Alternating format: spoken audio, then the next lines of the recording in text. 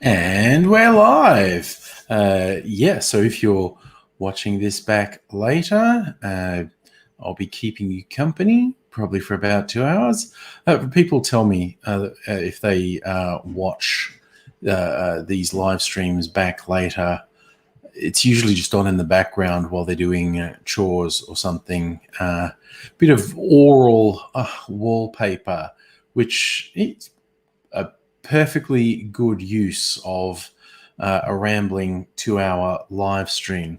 And who knows what will happen tonight? Anything's possible. Well, not anything, but a lot of things are possible. And a good evening to you, Mega Leech. I hope the day has treated you well.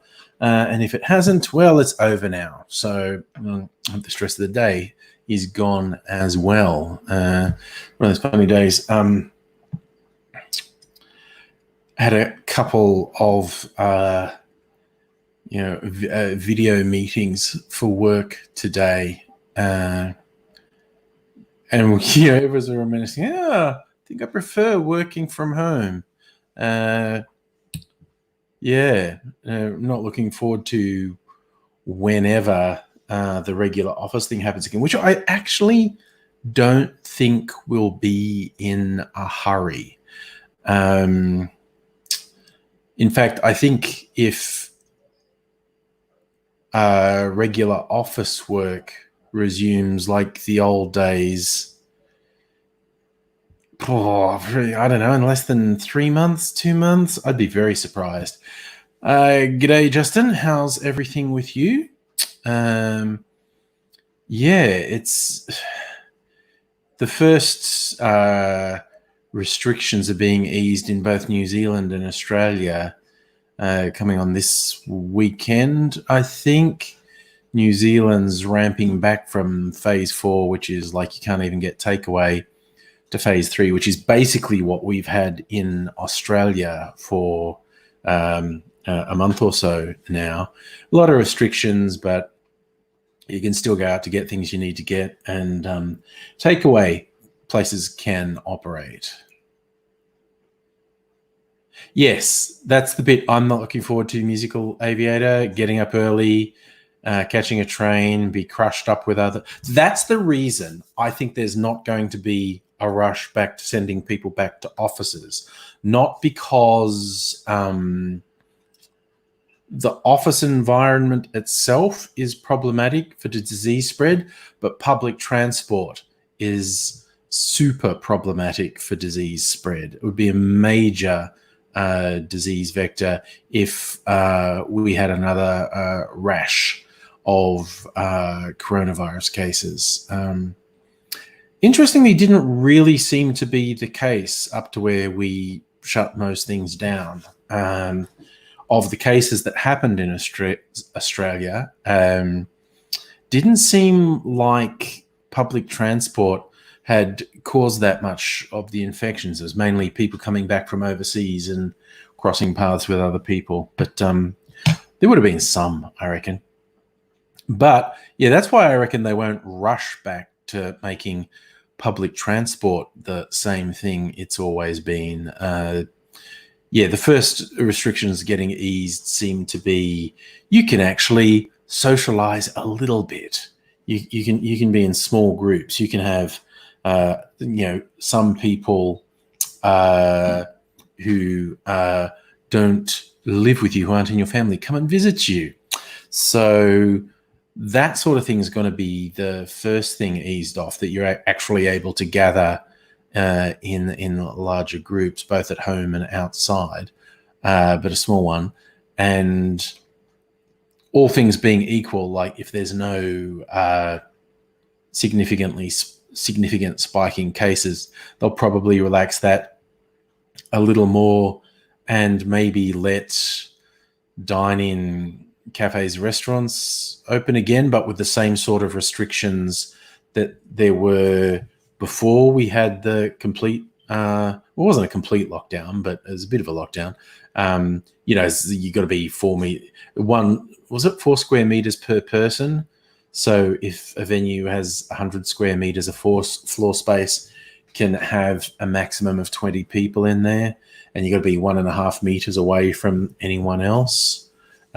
Football games and concerts with a crowd, not before there's a vaccine. Well, at the absolute least, not before summer, I wouldn't say. So that's the thing. If we start, because the borders, that's what's going to stay shut, the borders.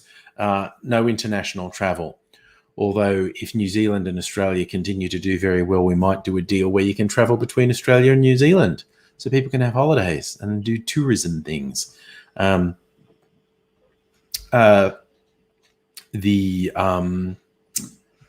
yeah, broader international travel ain't happening until there's a vaccine, I don't think, because it's just asking for trouble. But if we manage to, release some of the constraints progressively, and there's no surge in cases, then who knows? Maybe in summer, major events will be allowed to happen. Concerts, sporting events with crowds. The sportses are going to happen without crowds sooner rather than later. Just Oxford saying they might have a vaccine by September. Santa Claus also might come early. I think we should hold.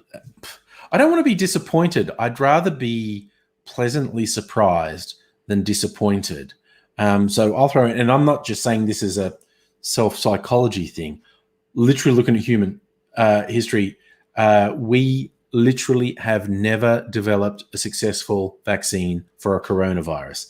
This is a new coronavirus, so you've got to start from scratch. There's a huge effort to be poured into it.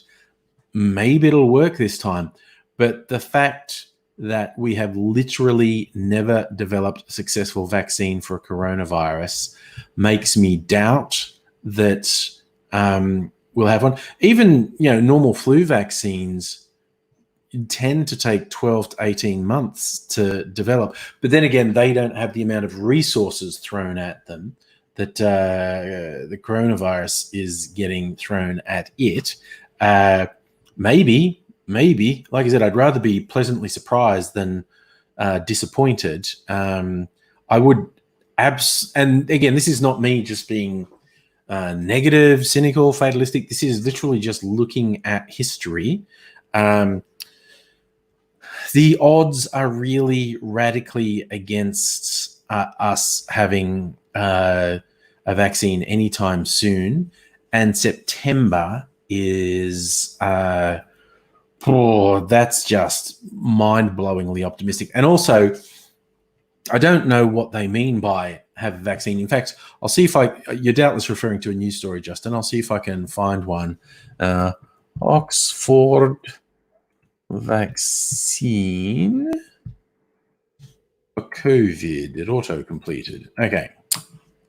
Race for coronavirus. Oxford group leaps ahead.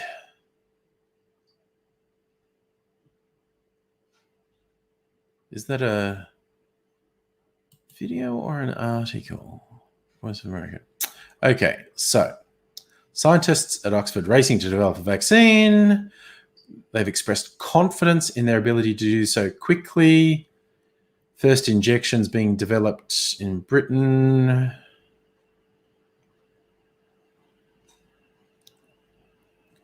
Scaling up their testing a little over a month.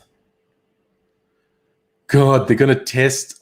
This is the weirdest thing. Okay, they're going to test the vaccine on 6,000 people by the end of May.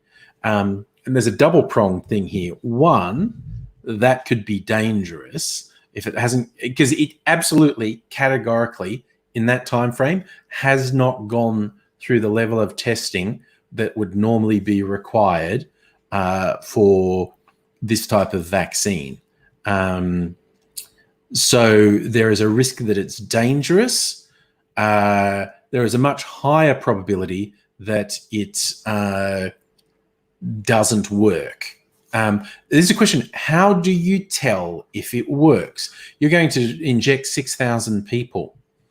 Do you then deliberately expose them to a virus that could kill them,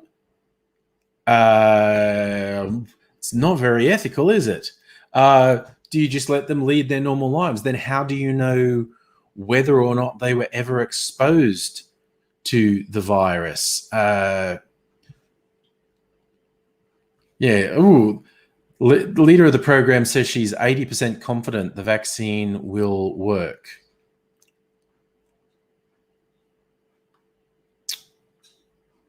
Confidence comes in part from knowledge that the vaccine's basic components have been genetically engineered to be harmless against humans and are found to be safe in early trials. Well, okay, cool. Initial experimentation indicate the vaccine is effective, including tests that shows it generates a strong immune response in rhesus macaque monkeys. Okay. Made from common cold virus, been modified so it cannot grow in people. Added proteins from coronavirus, they hope will trigger the human immune system to produce antibodies against the protein, which will then protect against the actual virus.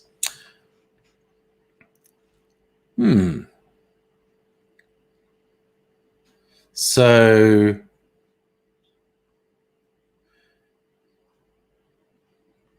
yes, they're saying they think it can move quickly through trials because its base components have already undergone rigorous testing in humans. One complication for the trials could paradoxically be the excessive efforts to limit the spread of the disease in Britain. For the vaccine data to be effective, subjects must be shown not to contract COVID-19 from their surroundings. However, disease is not spreading naturally around them. The trial might not be able to show it works. That's what I was saying. Yes. See, I should be a fucking scientist. I knew that was going to be a problem. Yes. Ethics guidelines generally prohibit scientists from injecting healthy patients with a serious disease, because it could kill them.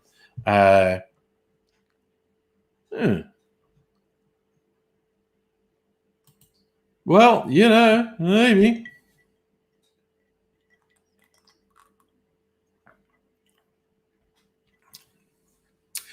There's a reason these things normally take 12 to 18 months because A, they can be dangerous, and B, it might not work.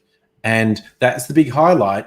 How do you know whether or not it works? I mean, the big thing is the old being 100% sure it's not harmful. So what they're hoping it does is trigger antibodies in the patients. So, and they can test that sort of thing, but that's the thing. They literally don't know whether it works until they have enough data of, this person got exposed to it and they didn't get sick.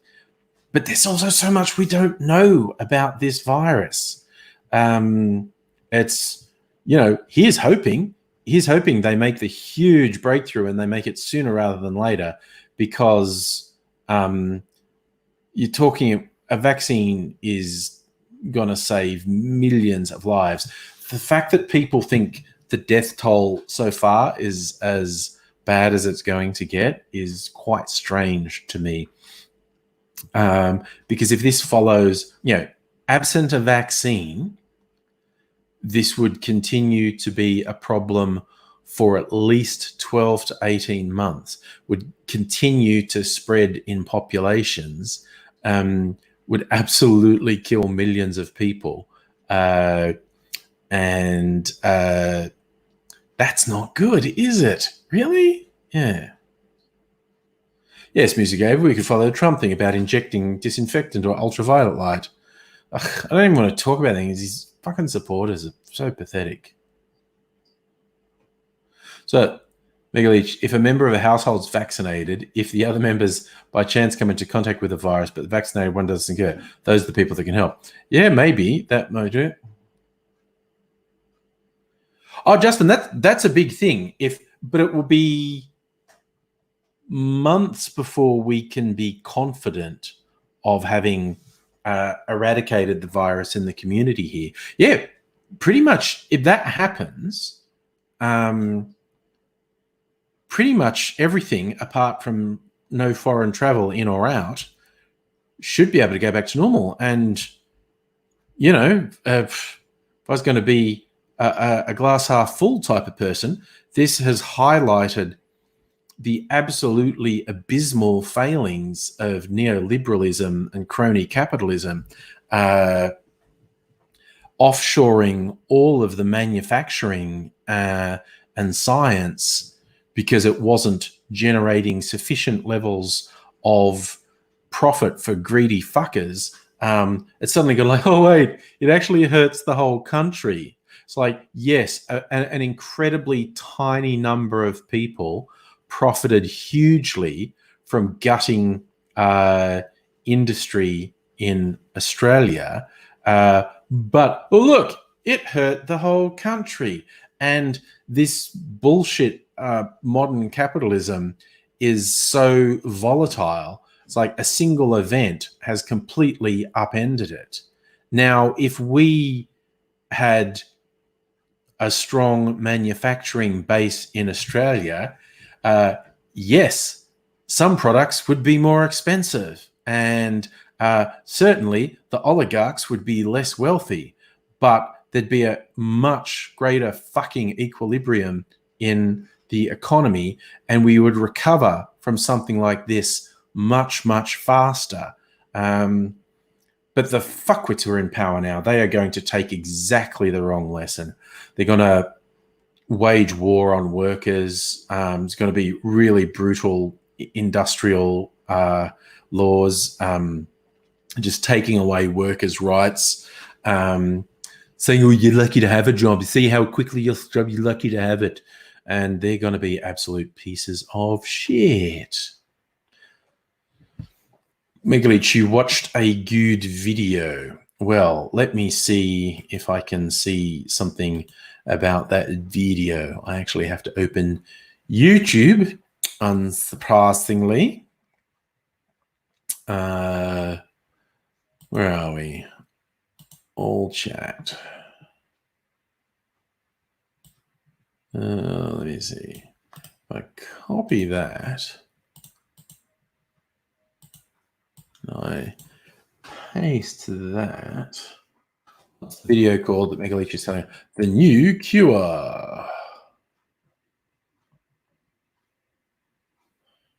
Coronavirus, the new, oh, it's Thunderfoot. Okay.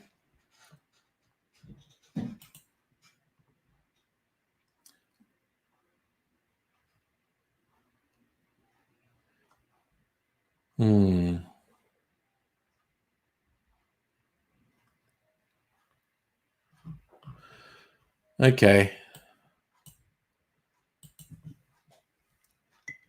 Well, I'm not going to watch it now because I'm talking to you, but yeah. Hey, Stella, how are you this evening? We are just discussing whether or not we're going to get a cure or a vaccine for, because the second thing we want, and if we can only get one of the two, that would be okay. Because we don't have either of them now. We don't have a vaccine, and we don't have an effective treatment for people who get a very bad case of the Rona. If we got an effective treatment for people who were sick, that would help as well. That would reduce the mortality rate and would reduce the strain on hospitals. We've had the big strain on hospitals because, you know, there hasn't been a particularly efficacious treatment. You know, you've just had to put people on ventilators and try and pick the right drug that treats the symptoms they're having. So, yeah, either of those would be a big improvement. Obviously, a vaccine would be great. You know, there's all the fears that the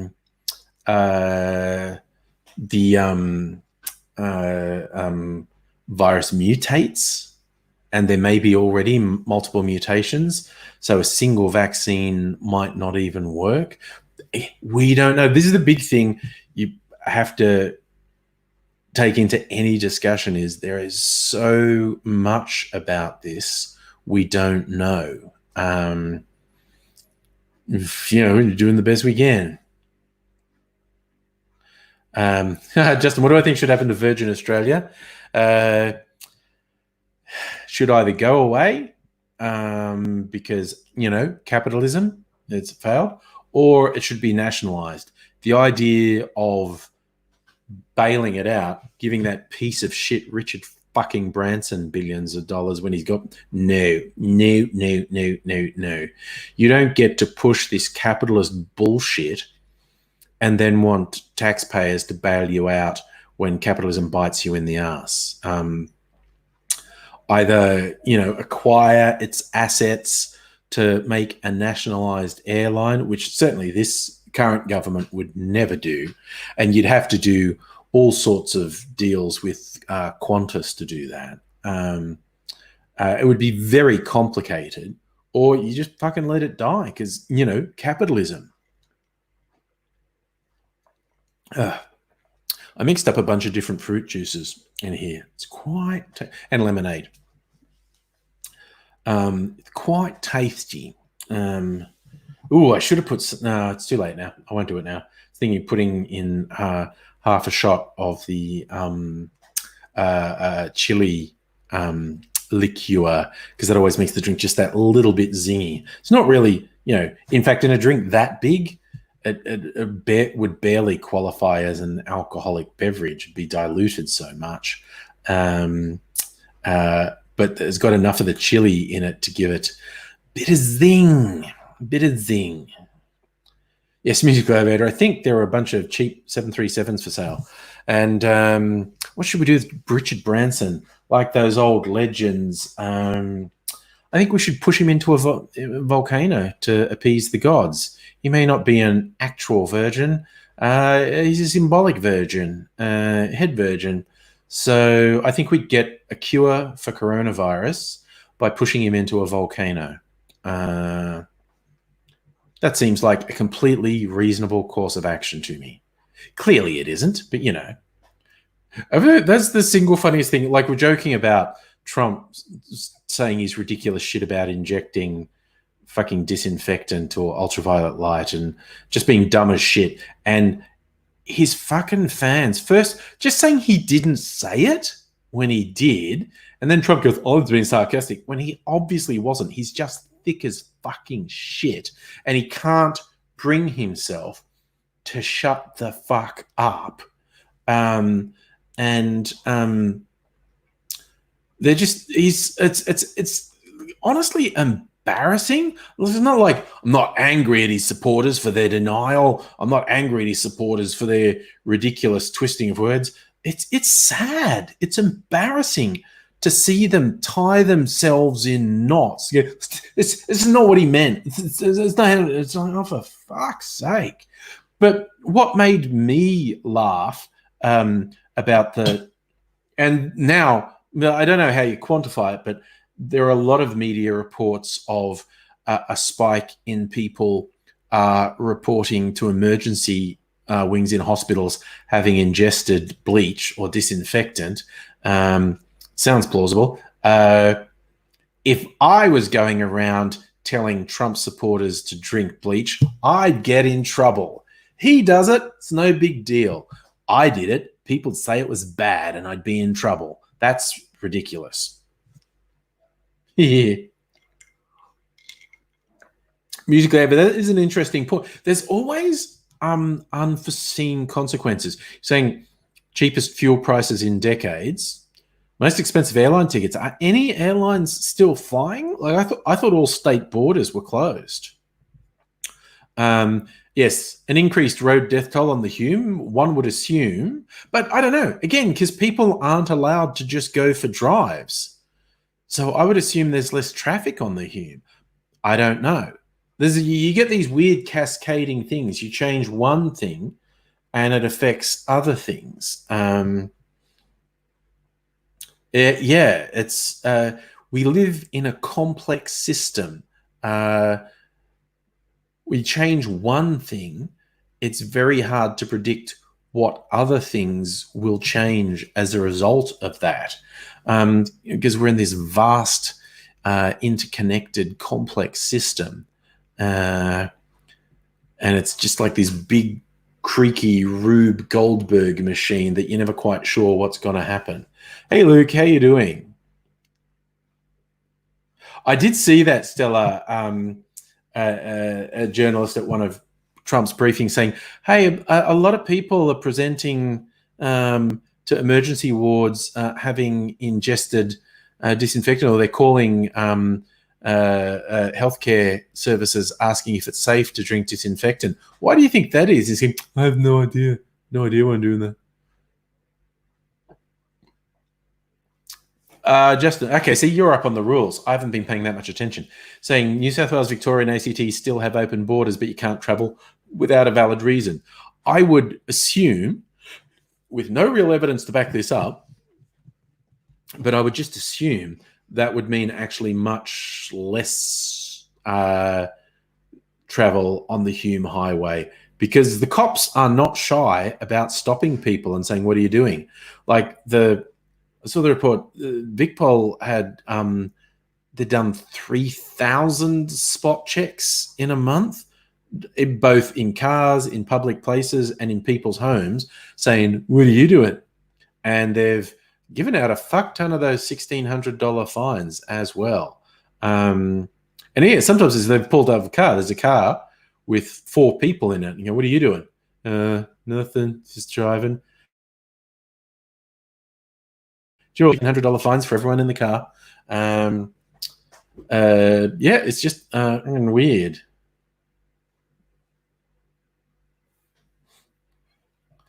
Oh yes, Megaleech talking about one of those flight tracking sites. Yeah, of course, there's still freight, isn't there? There's still freight going by air, although even that's been constrained.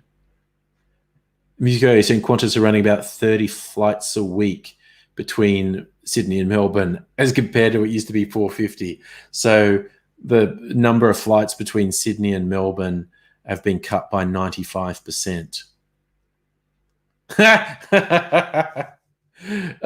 Justin, whose chief medical officer was that? Saying chief medical officer got asked about Trump's comments and his face said it all. Yeah. Is that an American chief medical officer or an Australian one? Megaleech, is that worldwide? There's 3,000 aircraft in the air right now. You sound like a flight nerd, Megaleech. How many planes would normally be in the air at this time? You know, is it 300,000? I don't know. I don't pay attention to such things. That's a good question, Luke. Is the XPT still going? My guess would be no, because that's a long time to be in a closed space with people if you're on an intercity train. Wow, it's years since I've caught the XPT. I used to, well, I didn't do it regularly, but I have done it because it goes different lines. It goes through Sydney Mill, but it went between Dubbo and Sydney. I did a rail trip between Dubbo and Sydney more than once on the XPT. Good call, Megaleech. Musical Aviator, would you field a guess at, in normal times, how many flights would be in the air worldwide at any given time? Because I imagine the answer is a lot, quite a lot.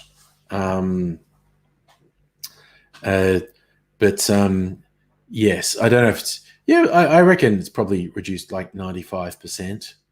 It just makes sense. What I thought was funny as like Los Angeles had a pretty strict lockdown, and they had notoriously congested freeways around LA, but because 95% of people aren't driving, the freeway's wide open and empty, so people were speeding like hoons down it. And so even with a massive reduction in the number of vehicles on the road, the LA Highway Patrol had given out much higher than average speeding fines for the period of lockdown.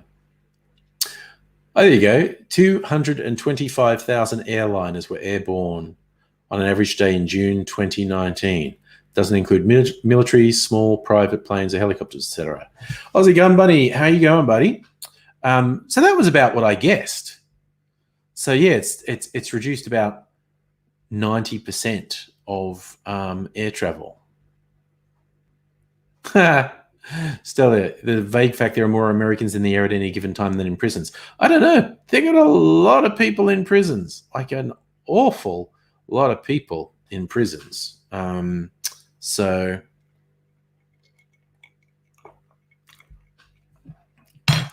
I think just wondering if I got my dates wrong. I'm going to check something. Difford's Guide. Oh, no, it is Harper Lee's birthday. Okay. Just for no real reason, I just started doubting myself. In the second half, to honor Harper Lee, I'm going to make a Tequila Mockingbird because I haven't made a tequila cocktail in a while. Justin, many of the people incarcerated in America are innocent or not deserving of prison. Their system is absolutely fucking corrupt.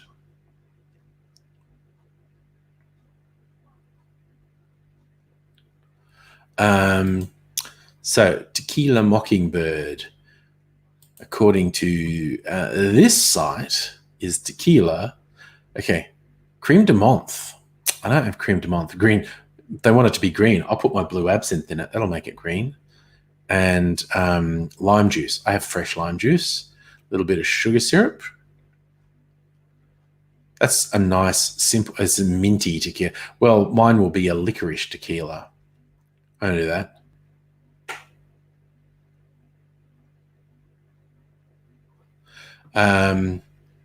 So it's technically, at least according to these guys, wouldn't be a Tequila Mockingbird because it's supposed to be minty. Tequila Mockingbird. I'm going to see how many different recipes I can find for it. Good Lord. Oh, there's actually a website called tequilamockingbird.com.au. It's a restaurant in Sydney. There you go. Okay, this seems quite different. The liquor.com recipe for Tequila Mockingbird. Jalapeno watermelon, tequila, lime juice, and jalapeno. Well, that's the other variant I could do. Tequila, lime juice, agave, and I don't have jalapeno, but I could put a little splash of my jalapeno liqueur. I think I might follow that one.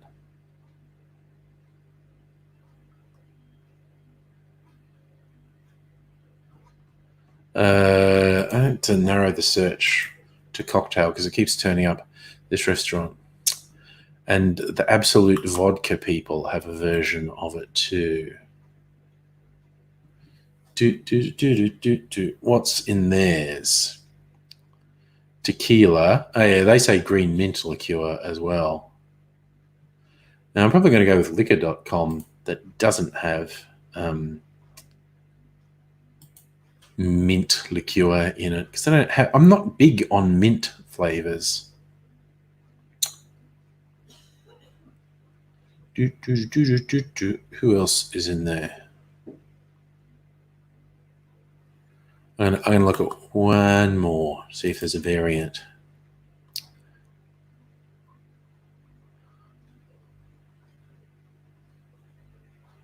Oh my God. Some of these names are just brilliant. Literary ones. Are you there, God? It's me, Margarita. A rum of one's own. Bridget Jones's daiquiri. Last of the Mojitos. The Old Man and the Seagrams. Orange Julius Caesars. The Joy Luck Club Soda. The Pitcher of Dorian Grey Goose. Oh my gosh. Okay, I'm actually getting a laugh out of those. Bridget Jones's daiquiri. No one a daiquiri. The Lime of the Ancient Mariner. Lime juice, grapefruit juice, and gin. Okay. An Orange Julius Caesar. Orange juice and Pitcher of Dorian Grey Goose. What's in that? Lemonade and vodka and cucumber. Yeah, I'm not going to make that. The Count of Monte Cristal. Elderflower liqueur and champagne. That's just a French 75. Infinite zest instead of infinite jest. Vodka, limoncello, and lemon juice. Romeo and Julep, a version of a mint julep. All right. I'm gonna make the liquor.com version. Anywho, I'm going there. Yeah, Kirsten, I don't like minty drinks anyway, but minty tequila does sound a bit weird. But a lot of people, there were multiple sites saying mint liqueur with tequila. So you're saying Obama actually tried to do something about America's for-profit prisons with a fair sentencing. They're actually a fucking criminal enterprise. Literally multiple times, it's been found that a for-profit private prison had a judge on their payroll who was giving offenders really extreme sentences. So they were sent to this prison, and this prison made money from them, and the judge was getting really serious kickbacks for doing that. It's an actual criminal enterprise. And in fact, they use the prisoners as slave labor. What did they call it? Amendment to the Constitution to abolish slavery actually has an exemption for prisoners. Like, you're allowed to force prisoners to do work. It's just legalized slavery. It's fucking. It's socially disastrous. The policies they've had. It's been getting worse since the 80s, and there's been no real will in America to change it. Like, the Democrats have been at least as bad as the Republicans for pushing really repressive laws. It's just fucked up. Safa, good evening to you. So you watched a doco about jails in Utah. Oh, yeah. They had the inmates housed in tents outside, and some was high 40s. Yes, and I think a lot of them died. And you just hear all these abominable stories. Like, was that the guy, Sheriff Joe Arpaio? Again, just the weird way law enforcement works in the US, the different jurisdictions. When you get areas that have a sheriff, and that person is voted in, like, they don't necessarily have any qualification whatsoever to administer law enforcement, but they can get the job if they get voted in. It's just like, oh, America's a failed state, honestly. Safi went out and got some New Zealand apple cider from Aldi. Be interested in what that's like. I've got some cider there. My favourite one, the Flying Brick from the Bellarine Peninsula, just past Geelong. Looking forward to visiting there again when restrictions are over, because they do nice food there as well. And Mrs. Angry and I found a really nice place to stay that hopefully hasn't gone broke while all this shit's going on, because it was relatively new and they'd obviously spent a lot of money. It was a winery, and they built these cabins. They're calling them eco cabins, saying they were energy efficient with their cooling and heating and all this sort of thing. But they were relatively new, and these people would have spent a lot of money putting this together. They're suddenly like, now you can't rent them to anyone. When I say new, they're like, I don't know, a year old, less than 2 years old, I think. But yes, I do quite worry about the number of businesses that have had to shut because of the restrictions, and they will never open again because, basically hit with too much debt almost instantly, and they can't recover from it. It's going to be a rough couple of years coming up for us, no matter what. Even in a best case scenario, economically, it's going to be a really rough couple of years. Kirsten, I There's at least one excellent gin distillery in the Bellarine. I went there with Mrs. Angry. We did a tasting of their gin and had a gin. Well, two or three of their gins actually, and some gin and tonics. I think they were also in the process of distilling their own whiskey. But of course, whiskey takes multiple years. And so they hadn't actually completed the first batch of their whiskey. But gin is much quicker to distill. So they had gin. It was pretty good. Nice gin and tonic there. You just go to be flight planning for your round Australia flight sim. Find yourself looking at stuff about Wittenoom, the town that was shut due to Lang Hancock's asbestos mine. Speaking of criminals who are lauded as champions of industry, Lang Hancock was a dangerous, dishonest criminal with horribly, horribly, horribly racist attitudes. Can't help thinking all of that's translated to his daughter as well. Horrible person with horrible attitudes. But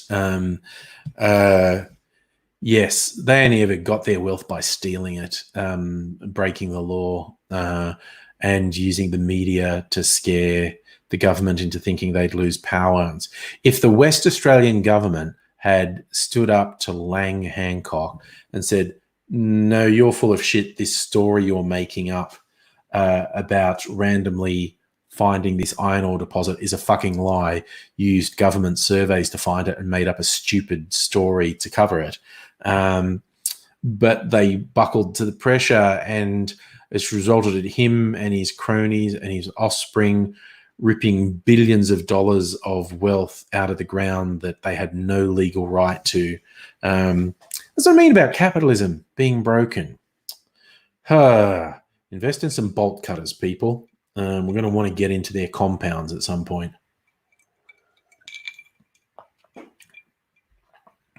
So you've been to Wittenoom. Spooky. Well, it sounds like if it had to get abandoned because of asbestos poisoning, that sounds very spooky. David saying inherited £10,000 from his parents.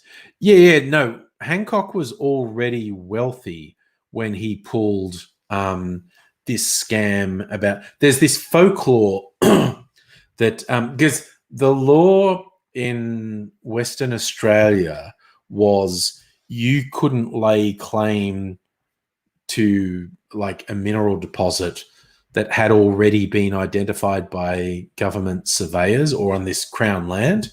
And Lang Hancock came up with this absolute bullshit story of how he found it by pure luck. He was out, I don't know, having a joy flight with a friend of his who was a pilot in a light aircraft, and they encountered some trouble and had to do a forced landing in the middle of nowhere. And as waiting for the guy to work on the plane, Lang's looking around and going, look how red these rocks are. And he realized that was iron oxide. And he said, I think this is a big iron. We've just randomly landed on a big iron deposit. I'm going to file a claim, you know. And it's a complete fucking lie. This had already been identified in a government survey, and he knew it. And he browbeat the government. The state government resisted for a while, but he beat them because he had a lot of influence with the West Australian newspaper. And he's basically, I'll make sure you lose power just by non-stop attacks from the media on you. And the government knuckled to the pressure and let him have a mining lease completely against the law. It was a complete scam. And ultimately, you know, the Australian public had billions of dollars in wealth stolen from them by the scum of the fucking earth.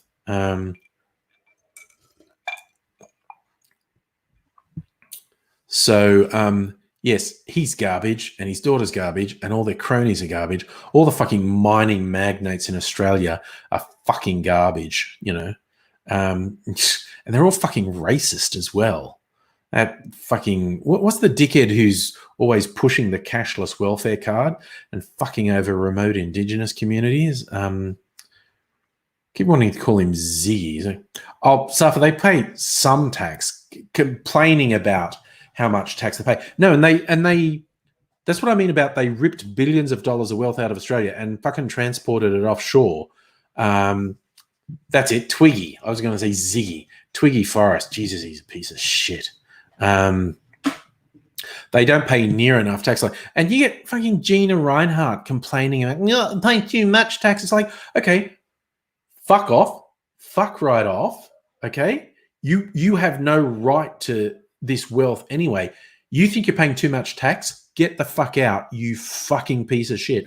I'll run the operation. I'll give the government 98% of the profits in tax. I'll just take 2%. I'll be happy with that. Fuck you, you greedy fucking criminal piece of shit.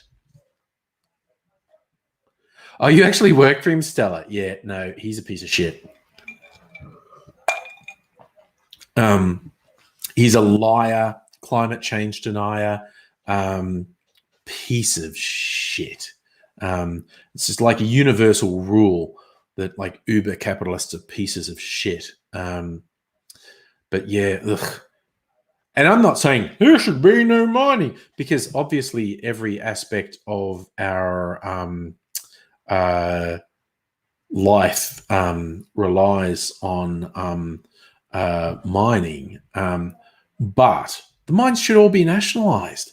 Fuck these people and their fucking scams stealing billions of dollars that they have no moral right to. Oh, yes, Mega Heaps David. Clive bloody Palmer.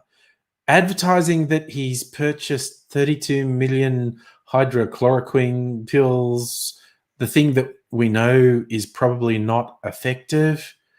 And I also, Clive Palmer, pathological liar. I'm also very keen to go, what does that mean Clive Palmer purchased those? I'm sure he's intending to get a massive tax write-off from that, because then he won't be purchasing it at all. He'll just be avoiding paying tax. And there's no evidence there's any fucking value in this stuff anyway. But you don't like people referring to Gina Reinhardt as Jabba the Hutt. It's an insult to the Hutt. I think it's pathetic if the sum total of someone's attack on Gina Reinhardt is she's fat. So fucking what? That's a pathetic angle to take to mock her. How about mocking her because she's evil and soulless and just the worst fucking person going? It's just, you don't have to talk about her appearance. Talk about her morals. She's fucking garbage. Oh, yeah. No. Yes. That's one of the things that super shits me about Forrest. He pretends that he's all champion of Indigenous people and he's a fucking racist piece of garbage. And pushing that fucking cashless welfare card, which is just a curse on anyone who's forced to use it. And he has a fucking monetary interest in it. No, he's a piece of shit. Maybe he hasn't gone as far as Lang Hancock, who very publicly talked about how he thought Indigenous people should, the half castes. He didn't like the half castes. He thought they were the troublemakers. He said shift them all off somewhere and put sterilizing chemicals in their water so they couldn't have any offspring, because he's just a racist piece of shit. Hey, Annette, that's a fun thing to walk into it. Yeah. So, yes.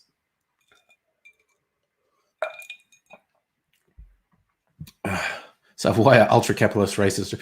Well, yeah, not all of them are overt racists. The primary production ones do seem to be overtly racist. It's a thing, I guess. It's a thing. Not altogether sure why they're so awful, but they are. Yeah, it's a bit of a thing. A bit around. Oh, so okay, you get the NG card for disability. Yeah, no, it's demeaning. It's class warfare. It's inefficient. It costs far more money than not using it. It's a tool of punishment. It's a tool of class warfare. I fucking hate the Inju card with a fucking passion. It's an evil, premeditated attack on people. It's fucked. Bobo, I read a similar thing that the government actually pays more to the company that runs the welfare card than the person who receives the benefits. And there's a disturbing hint that a number of LNP pollies are shareholders. I don't know about that. This is David about Angela Bennett, one of the richest people in Oz. No one mentions that. Oh, okay. She got rich via Aino. Her father was Peter Wright, who was Lang Hancock's partner. Oh, there you go. Well, maybe she's smart enough to stay out of the public eye. Yeah.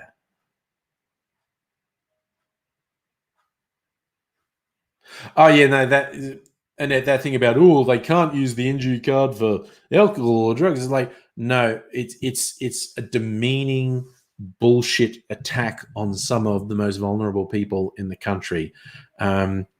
It's an ideological weapon. That's all it is. It's designed to punish the people who are getting the welfare payments. It's designed to humiliate them. It's designed to make their life miserable.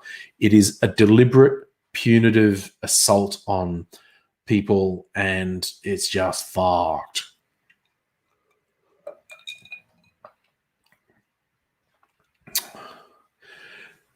Shellformer, if you want an interesting read on why everything we've ever been taught about Indigenous Australians is a fucking lie, read Dark Emu by Bruce Pascoe. He actually researched like the diary entries from the first settlers who didn't even realize what they were describing. But contrary to everything we were ever taught in school, a significant number of First Nations had permanent settlements, like they built houses and they built like town halls, very simple structures, but they were permanent villages, basically.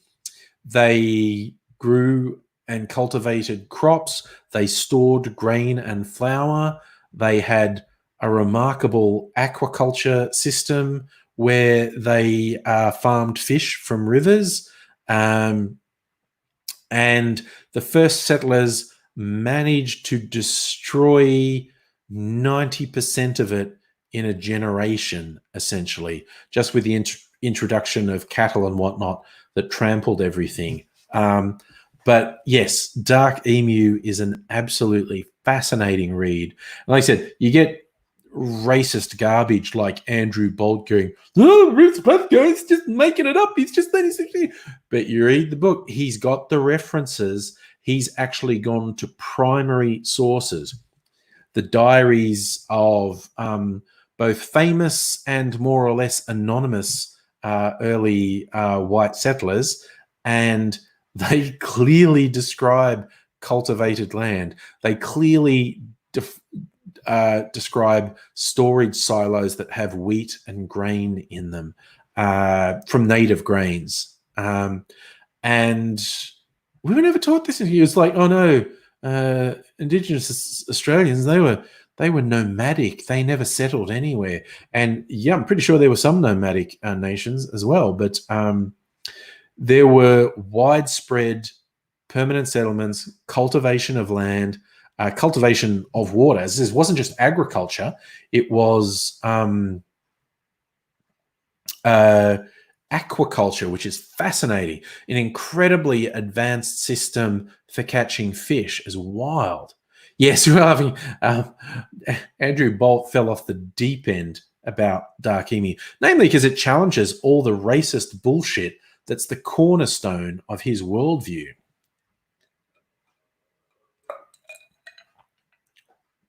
Oh, Dave, no, being on the dole or any benefit payment is fucking cruel. And you're just a political football, which is the worst thing when you're the most vulnerable people and you're just treated like a political football. It's absolute bullshit.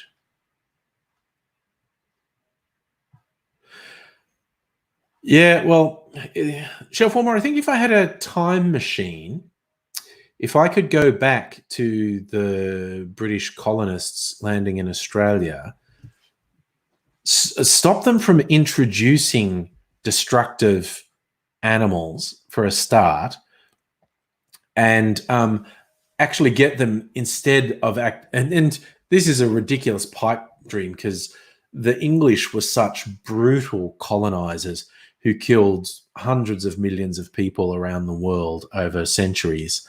Um, to get them to say, hey, no, don't do your conquest bullshit and don't introduce shit that's going to destroy what's here. There are people here who've lived here for millennia and they know how to live here. They know how to sustain a food supply. They know how to sustain a water supply. So, you won't fucking die if you actually talk to them and learn from them. Yeah. Well, that's an interesting one, Stella. We have the largest stone circle in the world here. Predates Stonehenge.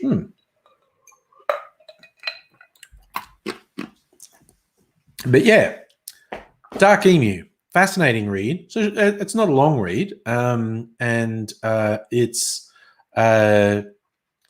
absolutely eye-opening. Yes, David. Good point. Good point. The elites in the UK didn't care much for their own poor people. Me being of Scots-Irish descent, people who were fucked over by the British for a very long time. I think my mum's side's like Irish convicts. And I think my dad's side might have been sort of free settlers, but more or less refugees from England. What's that reference, Stella? Eddie Izzard saying, do you have a flag? That one's going over my head. I don't think. But, again, there's my feisty Irish side, not that well disposed to how the British treated the Irish over the centuries, causing famine and whatnot. God, if you want a horror story, fucking read up on what the English did in the subcontinent in India. The millions upon millions upon millions of people they killed with completely avoidable famines. And then there's Africa as well. Not just the English, of course. The Portuguese, the Spanish, the French. There was so much looting and pillaging going on around the world. Safa, how many generations? Like my family name, my dad's name goes back to one dude who came out in the mid-1800s. I think my mum's side goes back, actually possibly to some very early Irish convicts. In fact, the most fun one, Mrs. Angry found, she was like on that genealogy site. What's it called? Ancestry.com. And she got bored and like researched my family line, and there was some on my mum's side came out. There were these three brothers. I've told this story on live streams before. Three brothers who were highwaymen. They were a gang. They were highwaymen in England, and they all got caught and they all got transported and they served their sentence. And then they opened up farms out around Dubbo, and they became really respected members of the squattocracy. They were very respectable members of their community after being transported as highwaymen. So that's pretty wild. It's a bit about English colonialism. They just front up, plant their flag. Locals say, but we live here. And the English say, do you have a flag? Yes, true. I think most of the countries the English colonized didn't have flags before the English got there. Because it's not a unit. A flag's not a well, it is a universal concept now. Wasn't hundreds of years ago. But do I think government's going to have the balls to drop job seeker when this is over? They absolutely will. Ideologically, they're going to turn 180 degrees. They're going to strip worker protections and pay guarantees. They're going to say it's necessary, even though it's going to be very destructive to the economy to do it. They're just a-holes. And they're so blinded by ideology. It's just, ugh. So if you make a good point that most European nations pillaged, certainly the ones with sea coasts, because that's how you do it. You get on a boat and go somewhere else. As a sure for alcohol, ignoring the genetic tools thousands of years, generation of Western had to handle alcohol. Oh, it's true. Introducing alcohol as a way to destroy societies, yes. Megaleech, when's the next election? It's not for 3 years. It's way, way long time away, the next election. That's my fruit juice done. Must be time to make a Tequila Mockingbird then. So I think I'll do very unstylish in my tiki mug.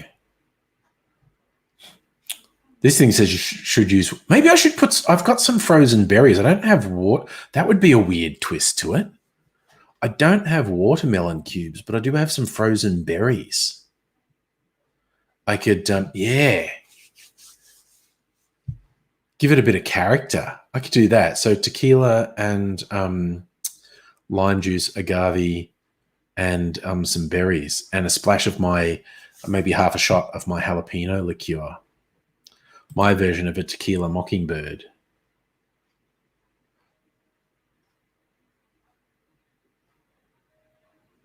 Yeah, apparently Scummo's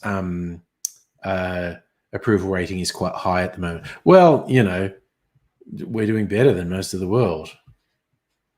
Yeah. All right. So I'm going to get my pieces together to make this. All right. There's my shaker. Oh, my knees. All right. So we want this and we want this. I'm going to put the berries in, so I want my fine strainer. Got my tiki mug. Okay. I'm going to put a big block of ice in the tiki mug to chill it. Ooh, last big block. I got to refill my ice cube tray. Put that there so I don't forget it. Right. So we just want tequila. And I get my anchovies. And what do I want? Berries and lime juice and my agave syrup. Agave syrup. Lime juice. Where's the berries? There. Berries. Put dragon fruit. That'd make it go a wild colour. These will make it go a wild colour. Oh, okay.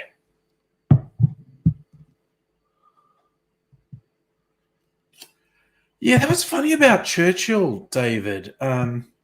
He seemed to be what England needed during the war, but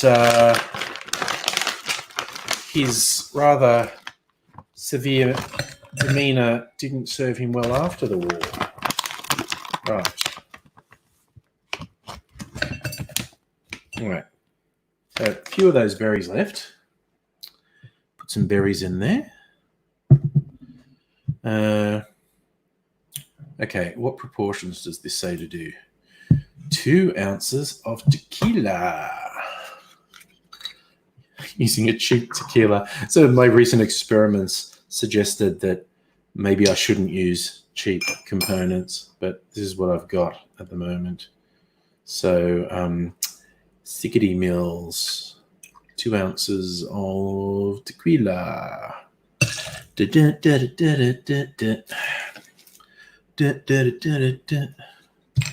the lid back on. 3/4 of an ounce of lime juice, 3/4 of an ounce of agave, and I'm going to put half an ounce of my jalapeno for my own little twist on it. Right, agave. There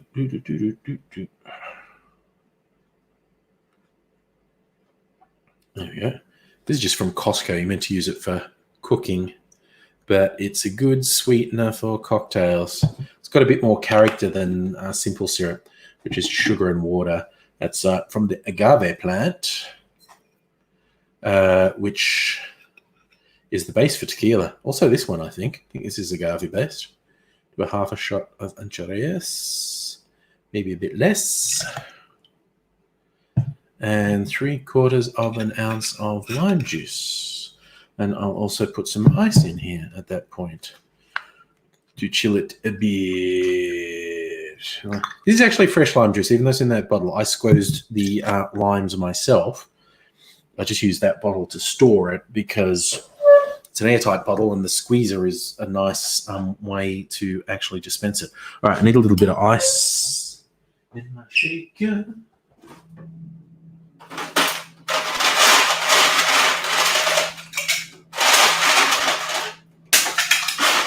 Drip it them ice. That's okay. It's okay. All right. What am I doing there? That's not going to work. What's everyone doing while I was getting that? Safa Churchill was not PM in World War One. No. He was behind the plan to seize control of the Dardanelles by invading Turkey, which went disastrously wrong. Actually ruined his reputation for a while. And also, killed thousands of young men on both sides in a really stupid tactical blunder. But, for the people of Turkey, it sort of gave Turkey its modern identity. So,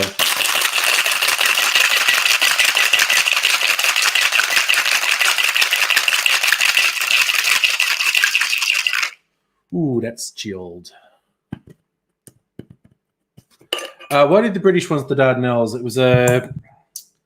It was a shipping channel that was important to the Germans. I did read up on, and it's in one of my videos from way back, as to why Churchill thought it was a good idea. It just didn't work. All right, so, oh yeah. Oh, this is a great color. Putting the berries in was a good idea. It's just given it a fantastic color. Just strain it out because you get a lot of little seeds and residue in there. All right, check this out. Look at that color. Whoa. Very sort of rose red color. There you go, musical aviator. The only way to get from the Black Sea to the Mediterranean. Yes, sure. The Trump cocktail. Yes. Oh God. Quarter hydrochloroquine, Clorox breach, light bulb. Yeah, no, do it. Yes, true. Musical aviator. Russia was an ally at that point. Turkey was aligned with Germany. Yes. Okay.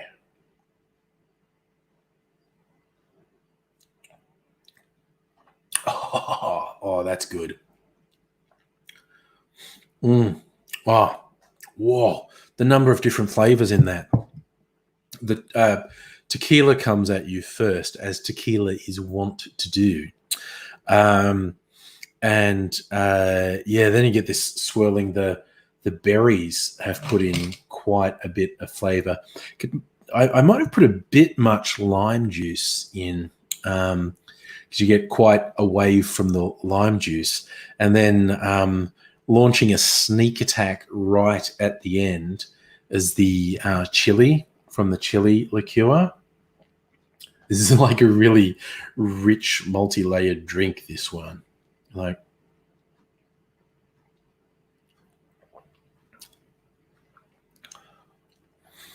yeah, it's like some sort of sweet or even tartness from the berries, and then the sour from the lime. And then there's a chili as it goes down. Very, very interesting beverage. My take on the Tequila Mockingbird. Slight variation, or arguably a significant variation from a cocktail I saw, because they said use chunks of watermelon. And I didn't have any watermelon, but I did have some berries, so I put them in there. And berries, of course, very different flavor to watermelon. Not a huge fan of watermelon, which is to say I really don't like it. Yes. So, sure, after you saw him say to imagine crowds of white-skinned MAGA hat wearing Uncle Festers with light bulbs sticking out of their mouth. Yep. That's pretty good. Now, I think it would, they need to like stick a freaking, black light from a disco up their butt or something. Something like that. But it's not something to joke about, really, but it's like, you can't help thinking, shit, the number of Americans who seem to think that things aren't going to get worse with the coronavirus. Yeah, it's going to, you guys. I think you're going to find, if you thought April was a bad month, I'm really worried about what May is going to bring for you, because I think it's not going to be good.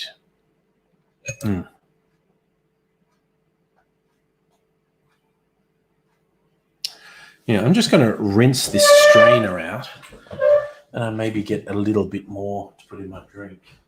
It's all congested with fine berry particles at the moment.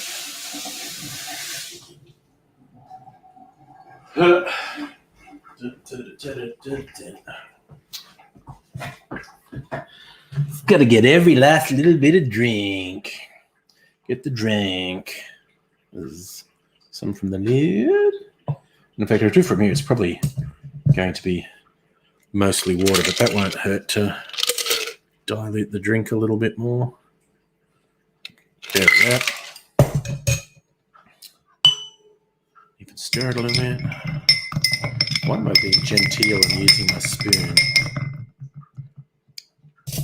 There's a famous bartender, Gary Regan, who has achieved some notoriety for stirring drinks with his finger. You can actually get a cocktail stirrer that's the end of it is a cast of Gary Regan's finger. So you can stir your cocktails with Gary Regan's finger. No. That's the point, Stella. Are we 2 weeks past Easter yet? Because they were doing all that shit with going to church and stuff because it's their right, God damn it. Time no longer has any... Oh, what am I writing? Each. Hello. Work computer. Easter 2020. 12th April. So Sunday just past was the 26th. So we've just hit 2 weeks past Easter. We have just hit 2 weeks past Easter. It will be very telling to see if there are a spike in cases in the US in the next week, which could indicate all the gatherings at Easter were a bad idea for some. Oh God, I get what you're saying about that. The finger would not be used for cocktails with some people. You might be right.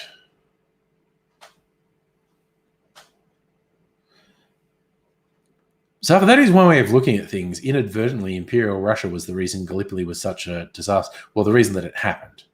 It was, as it turned out, a bad idea. Dare we look at the big map? I always look at the map because I'm fucking addicted to it.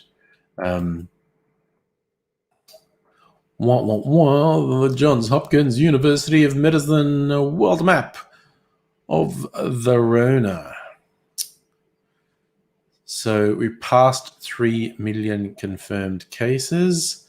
The US will hit 1 million confirmed cases tomorrow. So they're maintaining about a third of all cases. Yeehaw. Ooh, they're just 5.5 million tests conducted in the US. Less than 2% of their population. Rock and roll.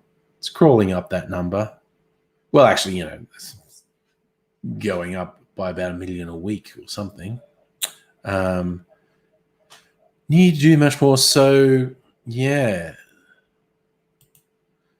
the US with its million cases and 56,000 deaths, and they seem to think, oh, there you go, we're past the worst of it. No, really not. Really not. And what are we still getting? About 30,000, 965. No, there's only 20,000. That's a pittance. 38, 65, there's about 30.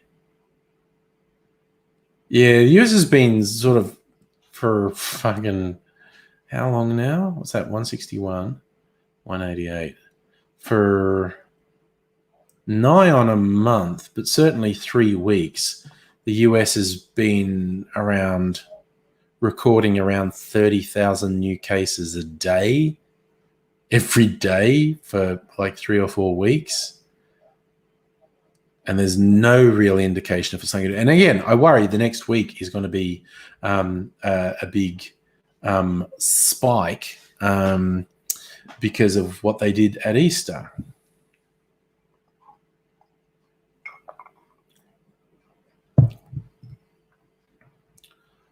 Oh, Bolt is just the epitome of a science-denying piece of shit. And people said that if we do well, if we combat this pandemic well, there will be idiots like Bolt who say, see, it was never that bad. It's like the only reason it wasn't that bad is because of the measures we took. And I don't want to be completely mean, but we get to look at other countries and go, we're really unusual with how we contained it. Look at the US, look at Britain, look at Spain, look at Italy, look at France. And sadly, there's going to be more to add to that list as time goes by and we get more information. Like Brazil is probably going to be an absolutely horrific disaster. Really have a bad feeling about Brazil. Bolt is an unmitigated piece of shit. It's an offense to humanity that he's given the platform that he's given. He is just the fucking worst. He's absolute garbage. Whether it's his defense of fucking child rapists or denial of science with regards to climate change, denial of the science with regards to coronavirus, he's just the fucking worst. He is absolutely fucking the worst. Oh, yes, that's right, Suffering. As of Friday, New South Wales, you'll have to come up with an excuse to tell your friends they can't come over because they're allowed to come over. 2 people. Hey, maybe if we get a similar lift of restrictions in Melbourne, I can get a couple people to come over and do cocktail tasting videos with me, which was always my intention. And then I got thwarted by these restrictions. So I've been doing the blind tasting myself. And I had a couple people lined up as well to actually come and do the tasting. We shall see. We shall see what happens. Yes, there's always been those people saying it's only old people. Someone who's already weak, so who cares? No, and it's not. They are the most at-risk group, like over 70s, but it's a shit argument. People should be sacrificed for the economy. People are real. The economy is fiction. And the economy depends on people. So stop treating people like they're expendable and saying the economy isn't.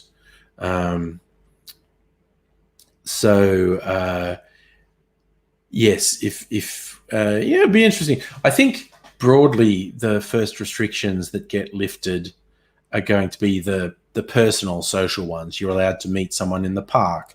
You're allowed to have a couple friends over at home. And they might slowly increase that number. And like I said, then, allow dine-in restaurants and cafes to reopen with certain restrictions. I think we probably have a longer wait, as in months, before like bars, pubs, clubs open.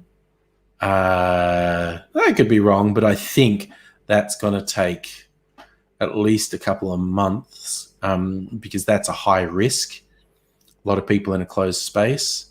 But we might get it in a couple of months. But I really don't think like things like concerts, crowds at sporting events, I don't think that's happening before summer. Look, it absolutely depends. Like if it gets to the point where all the health authorities are convinced, hey, we have actually eliminated community transmission. So long as we keep the borders closed, fuck, man, do whatever we want because there's no more virus to transmit between people. So, still keeping an eye on things. So by summer, we might be back to normal, except with closed borders, which will be good, but still weird and different. It'd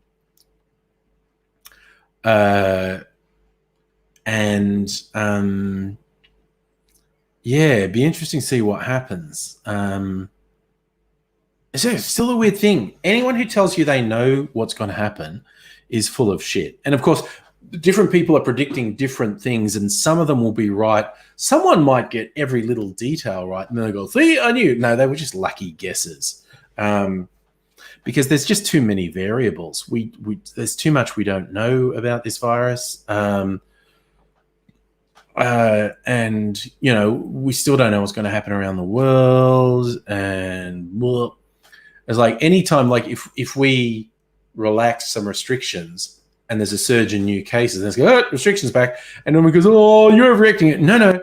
Look at America. Look at England. Look at various places around the world that are having a really shit time. We don't keep a grip on that's what's going to happen. But, one of the most adventurous predictions I've seen, they might be right. It was an economics professor from the University of Technology in Sydney. And he was doing a purely statistical analysis because that's his thing. He's not a medical person. His analysis wasn't from a medical perspective. He was just looking at trend lines, etc. And he thought that we might have gotten rid of community transmission by the end of June, which would be a great fucking... Who knows if that will come true. But that would be a great result, like being able to actually... Because that's the thing. Once you actually get new cases down to zero, we can fucking open everything up again because, the evidence says there's no one to give it to anyone. But the other thing the government's been gearing up for, and there's one thing I'll be on their side for, is they're gearing up to do just massive testing, like basically testing everyone. So it's not just a case of people reporting symptoms and ending up in hospital and being tested, but test everyone.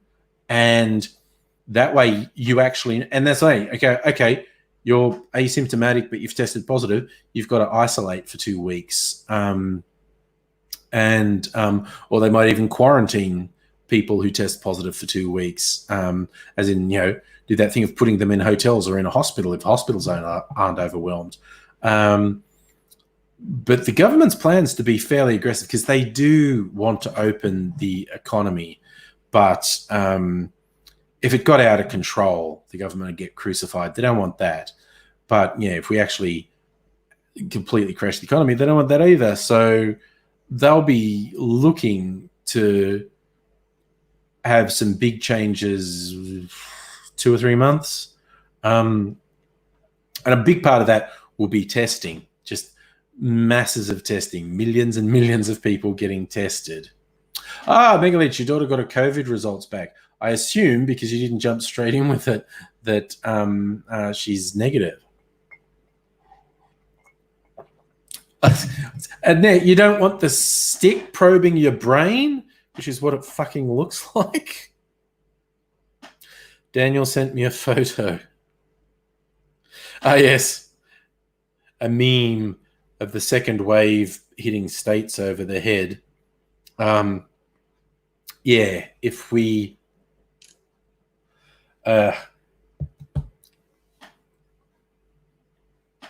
we don't know suffer. The government likes its taxes, yes, and people need to be making money for them to get taxes. Yeah, Annette, I have to admit, I'm super squeamish about getting that fucking swab jammed straight up into my... Okay, you don't literally get it jobbed straight up into your brain. It goes in the back of your nasal, the back of your throat, via your nose, which is just the fucking worst. I've seen video of people who've had it done, and they're pretty distraught. It's like, oh, my head, oh my God. And they're like dizzy and nauseous. And it's like, but it's over very quickly, I think, but it's still fucked. But yes, we'd have to be responsible when testing is happening and get the test done. I don't know, maybe they'll get the blood test for antibodies and it's just a pinprick test. Who knows? I don't know.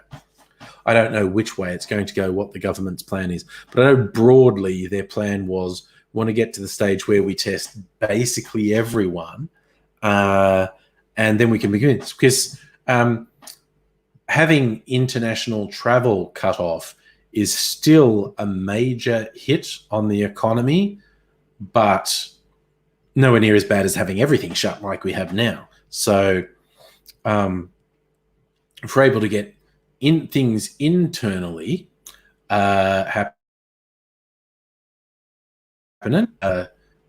be good.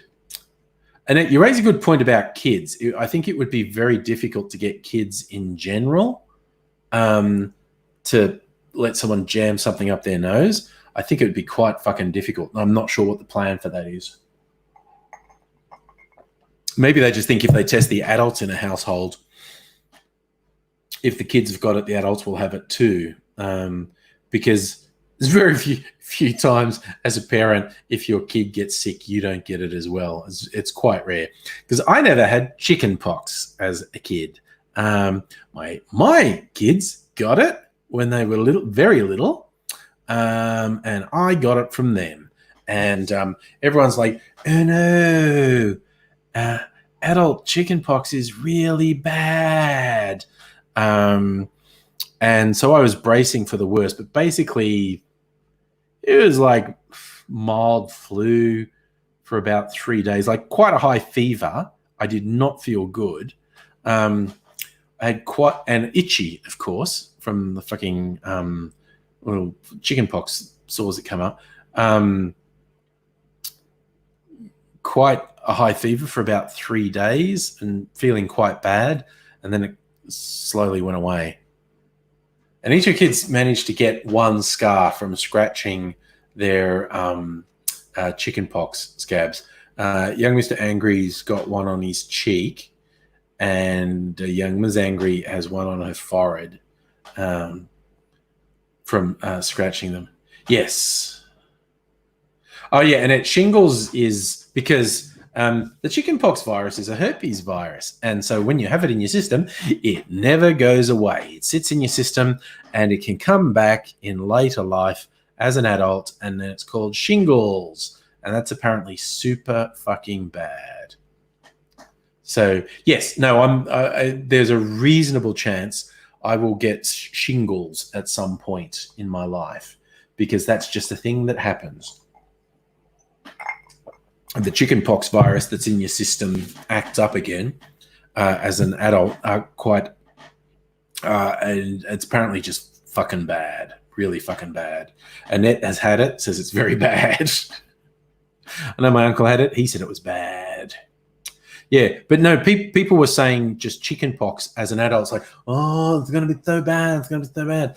And it wasn't. It was, like I said, for about 3 days. It was like a very mild flu with fever and stuff. It wasn't great. Didn't like it. But it passed. Without too much drama. So, yeah. David, you had a bad flu in 2000. Oh, hallucination, trouble breathing. No, not good. I had a stomach flu from VidCon last year. I keep telling this story too. Some bastard at VidCon at first I thought it was food poisoning, but it was a flu. It was like really fucking violent vomiting for about a day and fever. And then I gave it to Mrs. Angry. Her reaction, her symptoms were slightly different. She had a worse fever for longer. She did also have the throwing up, but not as long as I did. But she had a worse fever and it lasted longer for her. So it was not good. But yeah, the weirdest thing is it was on the last day of VidCon, so on the Sunday, and I was going to go out drinking with some people, and we got to a venue and we were just sort of negotiating, and I was just like, oh, no, fuck it, man. No, I'm just going to go home. I don't want to do this. And I went home, and then a couple hours later got really fucking sick. If I had stayed out drinking, I still would have been out when it came on, and there would have been compounded. I'm just imagining the nightmare of projectile vomiting and diarrhea while drunk and not at home. Like, that would have been just the fucking worst. I dodged a bullet so much there, just with pure blind luck. I didn't realize I was sick. Maybe that was my brain saying, something's happening, man, go home. Something's happening. Because I just had no motivation to go out with these people. I was like, okay, chill out and drink. And I just went, no, fuck it, man, I'm going home. And I went home and got sick at home, which is way better than getting sick. No, at home. Oh, shit. Oh. And yes, I agree, David. The anti-vaxxers piss me off too. Well, see, they have this bizarre delusion that polio and smallpox and diphtheria and everything wasn't actually cured by vaccination. It was just general improvements in health. It's just a sheer coincidence. It's like, horrible disease rate, vaccine, disease rate's going. No, it's just a coincidence. It's just a coincidence. It's something else. It's something else that made that disease go away. And they have made measles come back. They have made, fucking epidemic level measles outbreaks happen in America and Europe. Fucking narcissistic, self-centered anti-vaxxers. Oh, how they piss me off. They piss me off ever so much. And this, it fucking kills kids. And unnecessarily, and that was also the thing with people, when the coronavirus first started up, people go, oh, the normal flu kills this many people. Oh, cancer kills this many people. Oh, road accidents kill. Yeah. And all those things are going to keep killing people. Okay. This is not instead of. That other death toll that we've actually sort of built into society is going to continue, as the coronavirus deaths are going to be on top of that.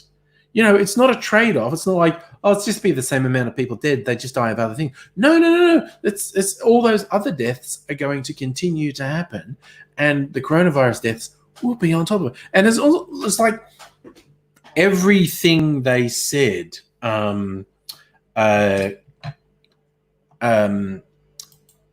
it's not that serious because this is more, and it's got to the stage where, in the US, coronavirus killed more people in a single day than anything else. So all their arguments have gone out the window, but they won't shut the fuck up.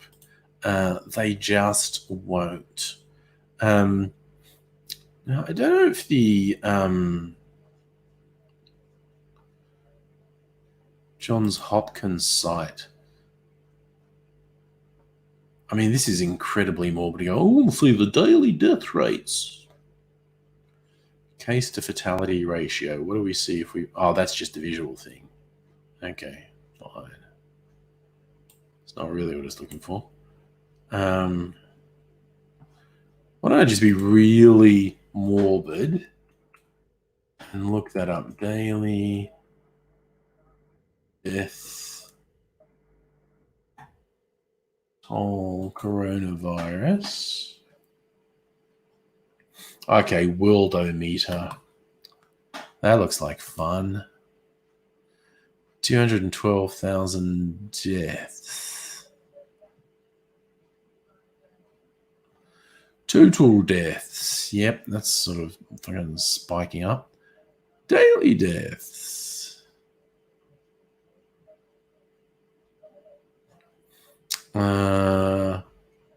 I want it just for the USA because they have a lot. USA.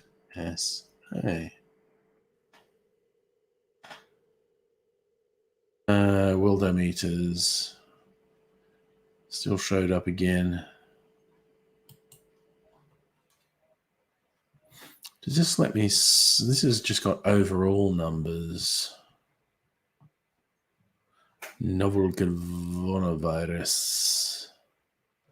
Wait, is this the US number? I don't know. I think that's the world number. I don't know. Countries. There we go. Countries. What's it going to tell me? USA. No, that's like the total. Oh, well, anyway, this is really morbid and I should stop talking about it. Really? Honestly? Stella, obesity isn't contagious. If it was, all you fatty boom boom to all the anti-vaxxers. Nice. Yes. I'd be a wear fatty going around biting gym junkies, and then they'd get really fat because my wear fatty virus would be in their system.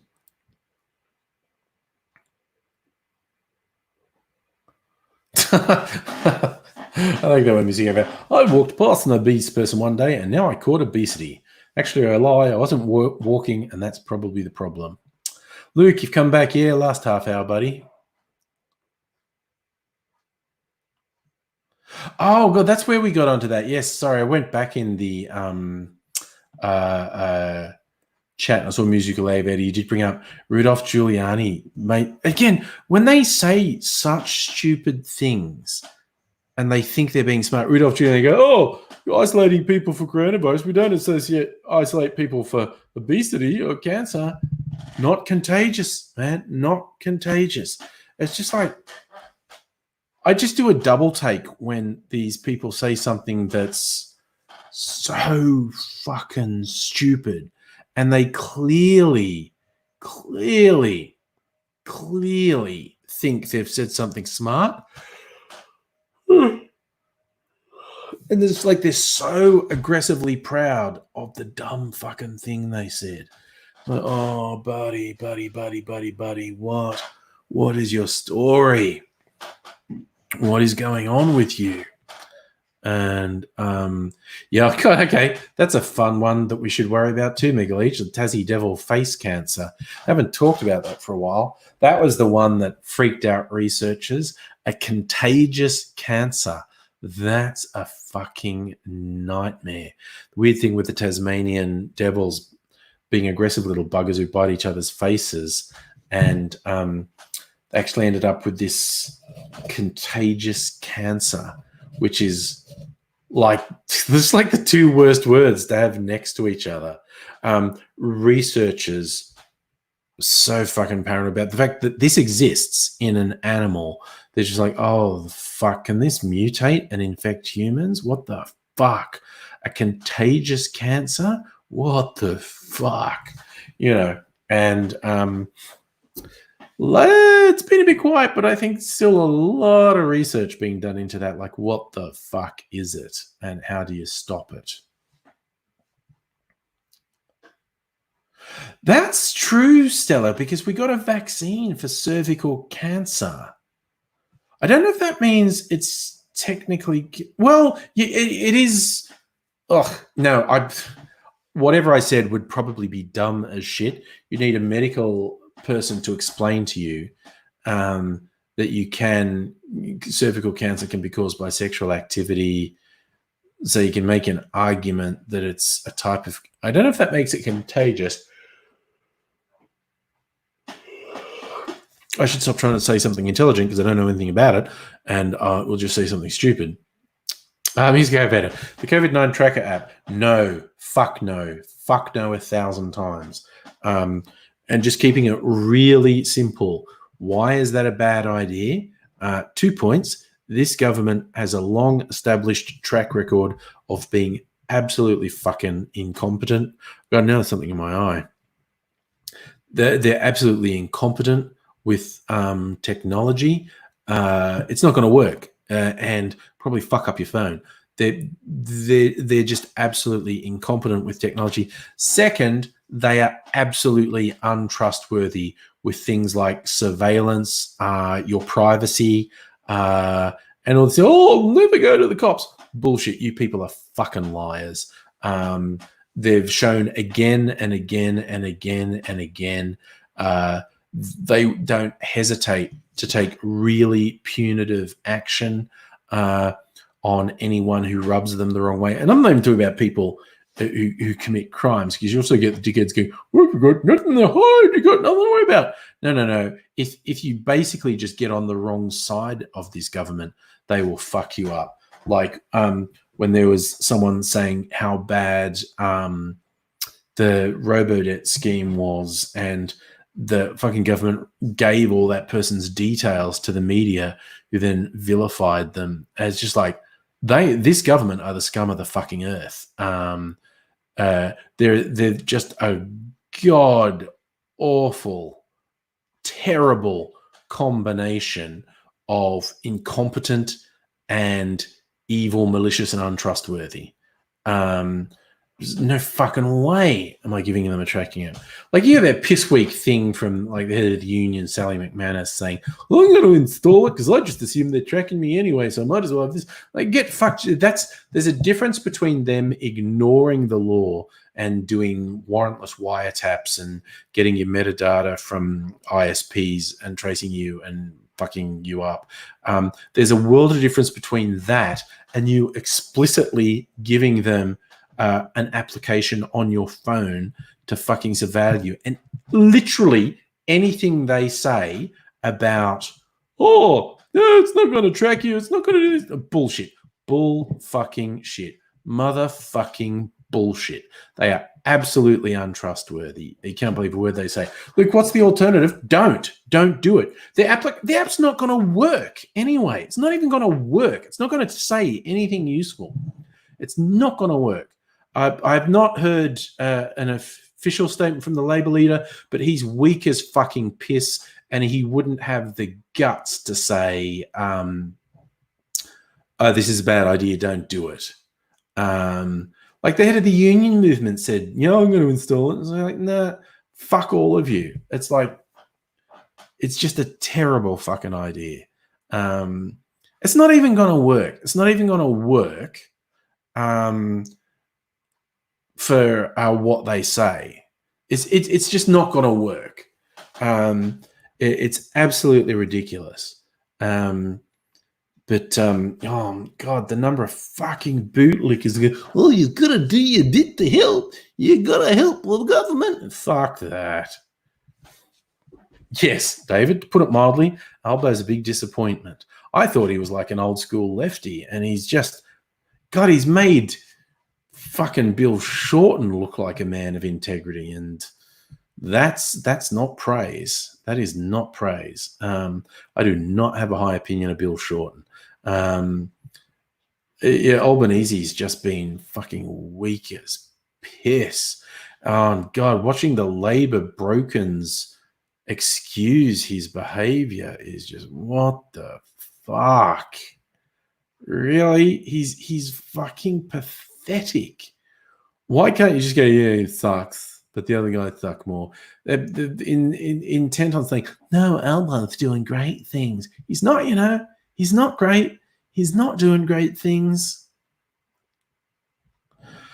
Yeah, again, I could possibly be getting this wrong, but my understanding of how the government's explained how they think this app will work, and it won't fucking work. It's via Bluetooth recognizes when it's near another phone that has the app and Bluetooth, and if you're in close proximity to that other phone for 15 minutes, it records that fact. And then if someone goes, oh, I've got the Rona, and they go, well, here's my app data, and the government says then they can contact anyone who's been around this person for an extended period and say, you should get tested because you were near someone who tested positive for the Rona. There's the thing, it won't work unless the phone is on all the time, like not locked. And it's got to be constantly polling to see who you're around, which even if it worked, which it won't work with iPhones. iPhones won't do this. When the app is closed, it doesn't operate. And but even if it did, it would like drain your phone and it'd get really fucking hot and burn you. It's just like, it's not going to work. It's bullshit. Oh, David, I wouldn't wish that on Penny Wong. Penny Wong's probably my favorite politician in Australia. But we saw what happened to Julia Gillard. And if you imagine how people would react to a lesbian of Asian descent, no. I think she's better than just about any other politician in Australian federal politics. But I wouldn't wish that on her. It'd just be a nightmare. Yeah, that's the thing, Catherine. The Bluetooth have to be on and drain your battery. It's that's the other thing. The app is not going to work. It is not going to work. That's the first point. This lot are fucking incompetent. They have failed every major initiative they've tried with technology. They are fucking failures. And some shifty fucking development company told them, oh no, we can do it. Well, you just give us a couple $1 million and we do it. And it's not going to work. And even if it did work, you cannot fucking trust these people. 12, what do I think about Friendly Geordies? It's kind of funny because we were just talking about Labor suck and Albo sucks. Friendly Geordies seems to be in love with Labor and Albo, which is a bit sad if that's the case. That's the appearance I get from them. That he actually did. He has multiple times said what a great job Albo's doing, and it's like, really? That's a low fucking bar for good job. He seems a bit too married to the Labor Party for me. But again, I don't watch him very often, so I might not have full context about him. But I certainly get the impression he loves the Labor Party and he loves Albo. And I judge on actual behavior and results rather than party affiliation, and the Labor Party generally and Albo specifically have been sucking balls, and not in a good way. Absolutely fucking pathetic, their behavior since the last federal election. Stand for something, you motherfuckers. Stop just going, what can we do to get elected? How about do something inspiring? Do something that shows integrity, that makes people want you. David, Jacinda Ardern had a good old school idea. Write down when you interact with people. That's interesting. So if you're saying they haven't released the source code for the app, and they won't, because it's going to be fucking broken. It's going to, like, whoever's developing it,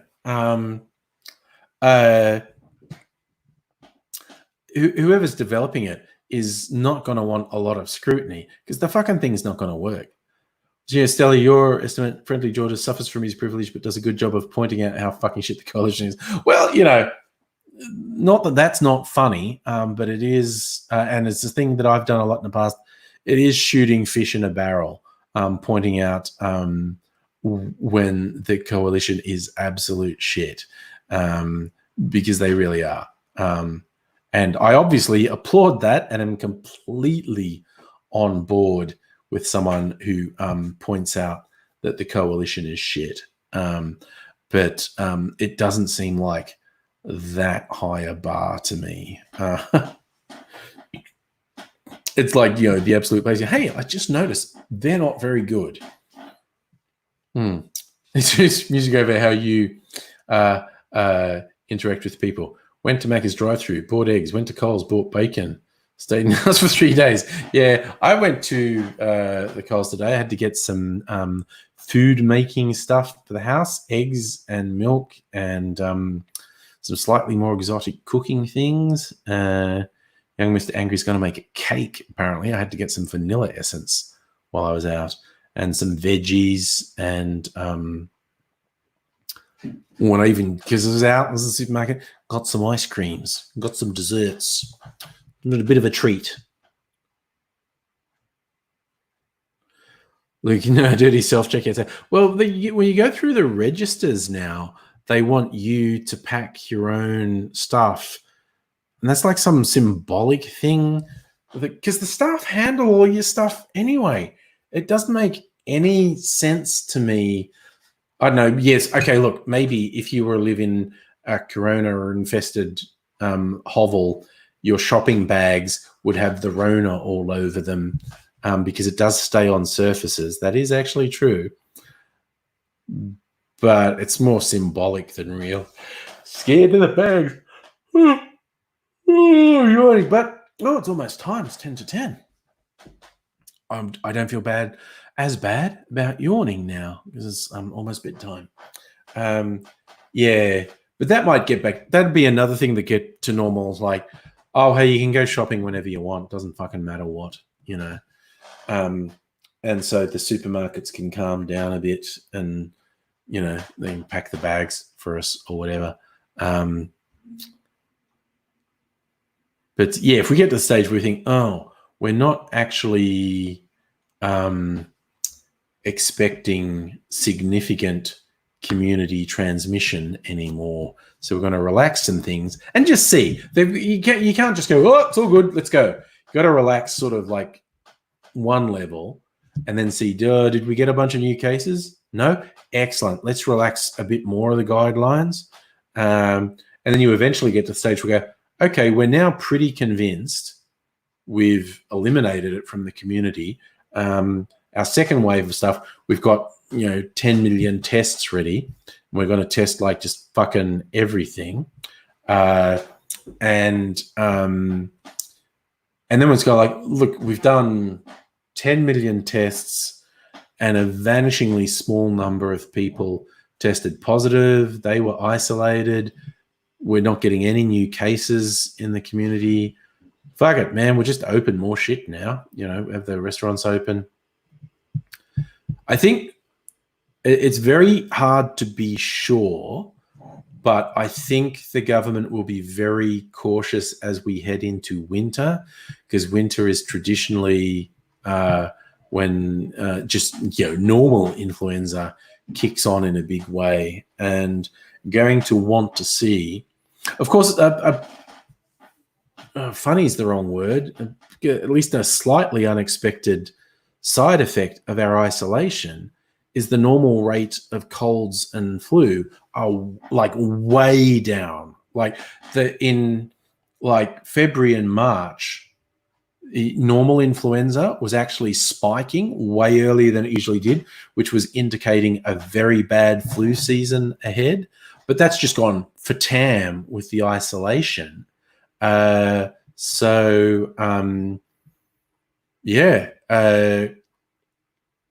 We might not even have a bad normal flu as well. And it remains to be seen. But I think that if they're at all sensible, they're going to be very cautious as we head into winter, because that's traditionally when flu and cold kick off. Yes, and most of Australia is getting a cold snap this week, Luke. Am I ready for all-important bin night? Tomorrow night for me, I think I'm going to wear I got to find it, my Totoro onesie from Studio Ghibli's My Neighbor Totoro. I've got a Totoro onesie. In case you don't know what me and Megaleech are talking about, there is a really funny Facebook group called Bin Isolation Outing. or isolation bin outing, one of the two. And it's where people dress up to put their bins out because we can't go out anywhere. So the only time we go out is to put our bins out. So we like dress up to take the bins out. And I wore a banana costume a while back, and then I wore my skeleton onesie with a hooded thing, so I was the Grim Reaper. And I think tomorrow I'll put my Totoro onesie on and pose as Totoro with the bins. Stella, 18 tomorrow, freeze your ass off. Yeah? Well, we're getting, by the end of the week, we're getting tops of only 12 or 13 degrees here, and really low overnight, a low single figures overnight, after having a couple of days that were around 20 or so. After tomorrow, it's supposed to be quite a bit of rain for the next couple of days as well, and then also big temperature drops. So I'm getting my flu vaccination tomorrow. Got to remember, I've got to go into the city tomorrow to get my work mandated flu vaccination. Obviously, just for the normal flu. I don't belong to some secret society where I can get a coronavirus vaccination. Just normal flu, seasonal flu vaccination. Every little bit helps. I've not had. I don't think I've ever had really full-on seasonal flu. Like I said, I did get fucking stomach flu from someone, which I think is, from what was going around at the time, was a variant of swine flu. It was very acute and comparatively short-lived. Whereas I think a lot of seasonal flus knock you out for a couple of weeks. Whereas this stomach flu knocked me out for a couple of days. Like one day was just a fucking write-off. One day was just nonstop vomiting. And then there was like, that day it was about 12 hours of vomiting, thinking I was going to die, and then 12 hours of lying there in pain and wondering why I wasn't dead. And it took fully 3 more days to recover. I was just so fucked up by this. But yeah, I don't think I've ever had actual just like seasonal influenza. I've never had pneumonia, which is often a complication that comes out of influenza. And that's a complication that comes out of COVID-19. It's one of the things that kills people, getting pneumonia as a complication from COVID-19. It's one of the things that kills people. I've worked with someone who was recovering from pneumonia. This was quite a while ago. Oh man, she was fucked up. She was like, apparently she'd been off for a couple of weeks when I started, and she was just trying to come back in, and she'd come in for a day looking like death warmed over. She wasn't contagious anymore. She'd come in for a day looking like death warmed over, and then she wouldn't be there the next day. And then she'd come in for another day, and then she'd be gone for 2 days. Then she'd come in for 2 days, then she'd be gone for 2 or 3 days. And it was like, fully another month before she was kind of back to normal. It was like, pneumonia, apparently, really bad. Fucks you up. So watch out for that one, kids. But yeah, indications are the rates of influenza, colds, and pneumonia this winter are actually going to be much lower than normal. What's Ballarat getting? That's a good question. Let's see what the Bureau of Meteorology think Ballarat is getting. A place. No. Can it be Ballarat cracker fat? No, I spelt it wrong. Ballarat, Victoria. 15 tomorrow. Oh fuck! Minimum of 4, maximum of 9 on Thursday. Minimum of 3, maximum of 9 on Friday. Shit, that's mean. And rain, just raining the whole time. Oh, that's a brutal couple of days in Ballarat. Whereas here, tomorrow's 14 to 19, rain. Thursday's 9 to 14, rain. Friday's 8. Oh, that's actually better than I thought it was. Ballarat's fucking awful, though. Yes, still, it's the rat. Just assume it's fucking cold. Cracker fat. Swan, you had swine flu back in the day, so bad it hallucinated. Apparently, that's David was saying that as well, where he had influenza, was hallucinating. It is your fever gets. I have had sunstroke. That's where I had sunstroke, and the fever was so high, I was hallucinating. It's when I was up in Queensland many, many years ago visiting my sister. I got sunstroke, and while camping that night, I just fucking hallucinated, and I was fever, chills, hallucinations. Oh, it was fucked, man. I was just staggering around this campground at night, delirious, and no one really knew. It was very bad. Yes, I have visited Ballarat many a time, and the wind does cut right through you there. It's pretty brutal. Yeah, rural Victoria generally gets some pretty brutal temperatures and winds. You don't even have to get up into alpine country, but once you get up into alpine country, of course, you get snow, and it's really full on. But just a lot of rural Victoria gets really, really beastly weather.